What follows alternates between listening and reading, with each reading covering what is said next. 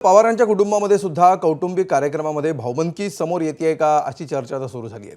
श्रीनिवास पवार हे देखील पुतण्या जयच्या लग्नाला जाणार नाहीयेत। अजित पवार गेले नव्हते योगेंद्र पवारांच्या लग्नाला। बहरीनमध्ये उद्या अजित पवारांचे पुत्र जय पवार यांचं लग्न आहे।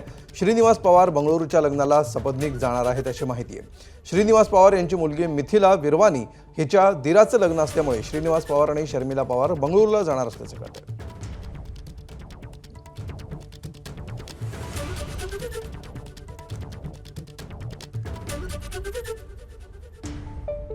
आणि त्यामुळे या लग्नाला कोण जाणार यापेक्षा कोण जाणार नाही याची चर्चा अधिक रंगलेली आहे।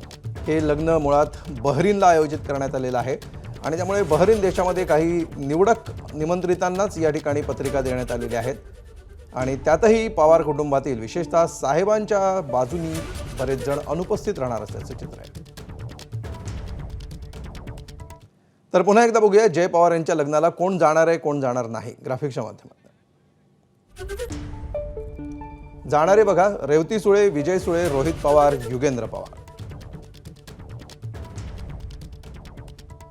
तर न जाणारी मंडळी आहेत शरद पवार, प्रतिभा पवार, सुप्रिया सुळे आणि श्रीनिवास पवार।